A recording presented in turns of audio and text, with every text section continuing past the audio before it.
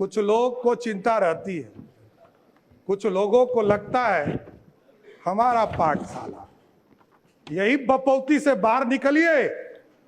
किसी की बपौती नहीं है ये सत्ता। ये जो मुख्यमंत्री का पद है ये 14 करोड़ बिहारियों का आशीर्वाद है, इसलिए आज मैं बैठा हूं। नीतीश कुमार जी का, नरेंद्र मोदी जी का, नितिन नवीन जी का, चिराग पासवान जी का, उपेंद्र कुशवाहा जी का, जीतन राम मांझी जी का, सबका आशीर्वाद है, तब तो यहां बैठा हूं। कौन गलतफहमी में है? कौन कहता है किसको बनाया? कहां से गलतफहमी हो गई आपको? अरे मेरी तो राजनीति उत्पत्ति हुई है, मैं बता रहा हूं इस सदन के अंदर। नीतीश कुमार जी को मुख्यमंत्री बनाना था। 94 में समता पार्टी का निर्माण हुआ। मेरे पिताजी संस्थापक सदस्यों में से एक हुए। 1995 में सदस्य बनकर आए और लालू यादव जी ने मुझको जेल में डाला। मैं ही नहीं, मेरे 22 परिवार के सदस्यों को जबरदस्ती जेल में भेजा। लोग कहते हैं लालू यादव का, इसलिए मैं ऑफिशियल बयान कर रहा हूं, इसलिए मैं कोट कर रहा हूं कि लालू यादव जी ने मिलर स्कूल के मैदान में क्षमा मांगा था कि हमसे गलती हुई, इसलिए बोल रहा हूं। और मेरे कई चीजों पर ये लोग चर्चा करते, केस, मैं तो कह ही रहा हूं इस सदन में कई बार मैंने कहा, नीतीश जी नहीं होते तो लालू जी मुख्यमंत्री होते क्या? लालू जी को भी मुख्यमंत्री नीतीश कुमार जी ने बनाया, यह आपको जानकारी होना चाहिए। यहां बैठे वरिष्ठ साथी, इन लोगों से मिलिएगा, आपको पता चल जाएगा। और कोई किसी के पाठशाला से नहीं होता है। मैं तो कहा कि मेरी राजनीति में लालू यादव जी का अत्याचार नहीं होता तो मैं बिहार का मुख्यमंत्री नहीं बन पाता, नहीं तो जेल नहीं जाता, ना इस राजनीति में आता, मैं तो दूसरे रास्ते में चला जाता। इसलिए कोई गलतफहमी में मत रहिए। हमको पता है आप जो समझा रहे हैं ना, कोई किसी का पाठशाला नहीं है, यह लोकतंत्र है। यही भारतीय जनता पार्टी है साथियों, जिस पार्टी ने हमको लीडर ऑफ ऑपोजिशन भी बनाया, भारतीय जनता पार्टी का अध्यक्ष भी बनाया और 2 बार डिप्टी सीएम बनाया और आज बिहार का मुख्यमंत्री बनाया है। किस गलतफहमी में आप हैं? सबको, पूरी पार्टी एक है, कोई गलतफहमी में मत रहिएगा। न्यूज चलाने वाले चलाते रहेंगे, आप कंफ्यूजन में रहिएगा। हम सब एक हैं और पूरा एनडीए कुनबा एक साथ मिलकर सिर्फ और सिर्फ बिहार के विकास का काम करने का काम करेगा सब। और हम लोग को पता है, कई लोग कहते हैं, बहुत चर्चा चल रही है, मैंने देखा सोशल मीडिया, नए मीडिया के रूप आए, मैं खुद भी नहीं समझ पाता हूं। मैं यदि माइनर होता 1995 में तो मेरे को जेल में रखता क्या? बाल सुधार गृह में रखता। 1995 में मैं जेल में रहा और ये सारे मामले कोई नया नहीं है। मैं लोअर कोर्ट लड़ा हूं, हाई कोर्ट लड़ा हूं, सुप्रीम कोर्ट लड़ा हूं, सब बार लड़कर जीतकर यहां बैठा हूं, कहीं दिक्कत नहीं। जो आदेश सुप्रीम कोर्ट का होता है, न्यायालय का होता है, वही करता हूं। और डिग्री में आप भाई पीछे छूट गए। मैं तो यूजीसी हो या यूनिवर्सिटी का मान्यता हो, जब तक उसका प्रमाणित नहीं किया गया तब तक मैं एफिडेविट में अपना, और इसके लिए भी अब चर्चा होगी कि एफिडेविट हाफिडेविट आप कह रहे हैं। अरे भैया, ये बिहार के लोग अब ये बोल रहे हैं कि 3 बार आपका शब्द बदल गया। अरे भाई, मैं 6ठी बार मंत्री के दर्जे में हूं, मुख्यमंत्री हूं। 1999 में पहली बार मंत्री बना, 27 साल हो गए। जितने समय के बाद तो लोग राजनीति छोड़ देते हैं। अभी हमारे भाई अख्तरुल जी ने कहा कि सबसे युवा मुख्यमंत्री, लालू जी सबसे पहले युवा मुख्यमंत्री हुए, लेकिन पूरे बिहार को लूटने में लग गए। इसलिए युवा नहीं, बिहार को समृद्ध बनाना है, बिहार की समृद्धि के लिए काम करना।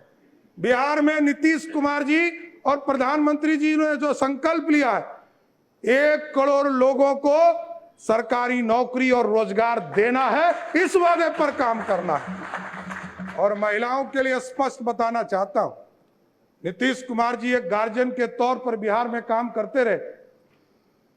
आदरणीय प्रधानमंत्री जी लगातार महिलाओं के सम्मान में आगे बढ़ रहे, और अभी कह रहे थे ना कि आरक्षण के अंदर आरक्षण दे दीजिए। विजय बाबू उठे तो इनको कहे कि दर्द हो रहा है।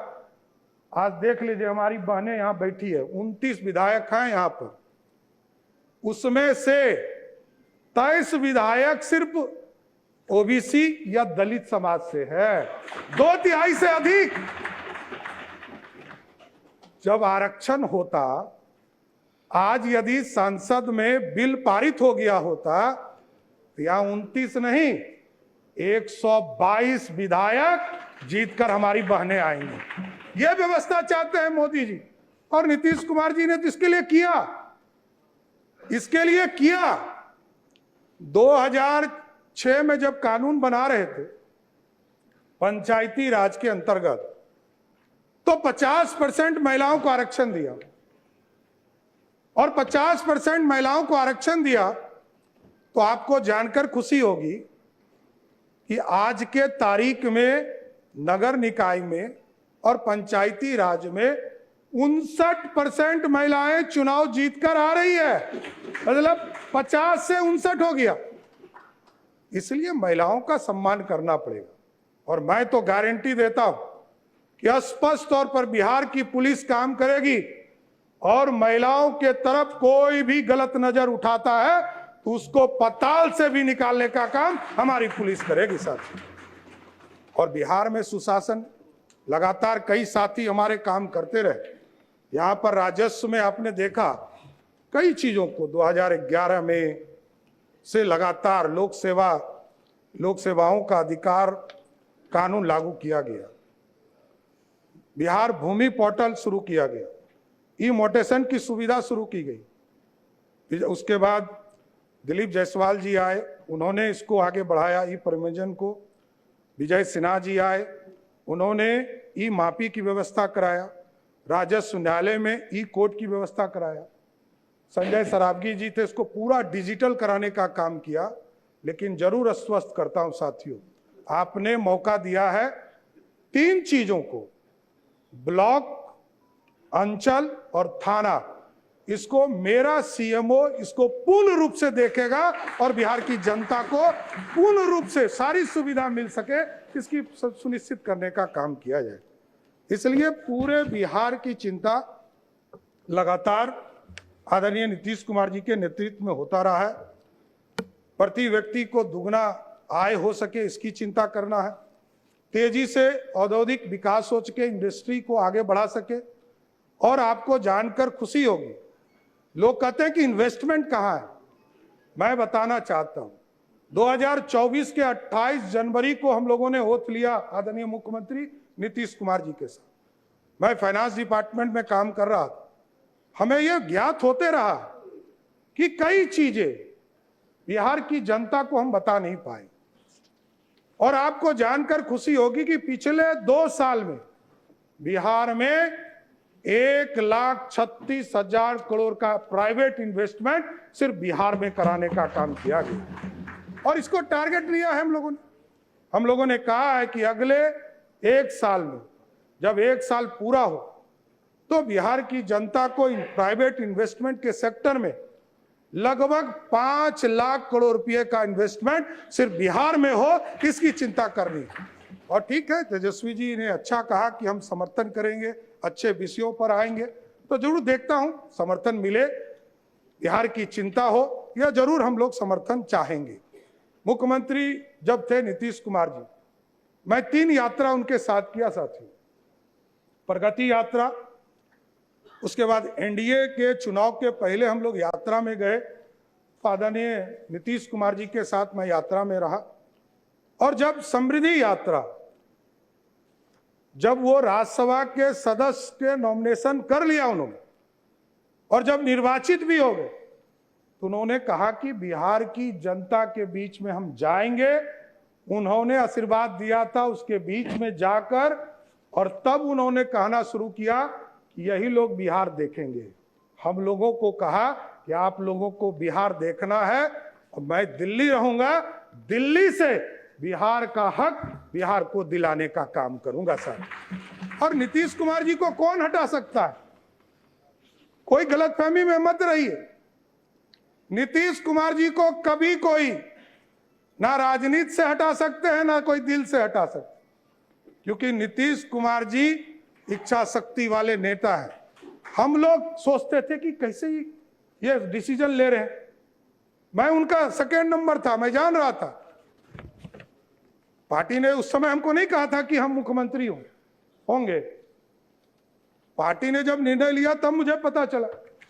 लेकिन वो जब कहते थे कि आप लोग को संभालना है बिहार, हम लोग को आश्चर्य लगता था कि जो व्यक्ति 20 साल से मुख्यमंत्री हैं और लगभग 50 साल से राजनीति में सार्वजनिक जीवन में जी रहे हैं, ये सत्ता छोड़ रहे हैं। और कई बार यहाँ पर कई कैबिनेट के साथी हैं हमारे, आप पूछिएगा अकेले में सबको लगता था जब वो लास्ट कैबिनेट कर रहे थे और कहे कि हम इस्तीफा देने जा रहे हैं, तो सबको लगा कि ये क्या हो रहा है। लेकिन ये नीतीश कुमार जी की इच्छा शक्ति थी कि आज सम्राट चौधरी बिहार का मुख्यमंत्री है। इससे मैं कभी डिफर नहीं करता हूं सर।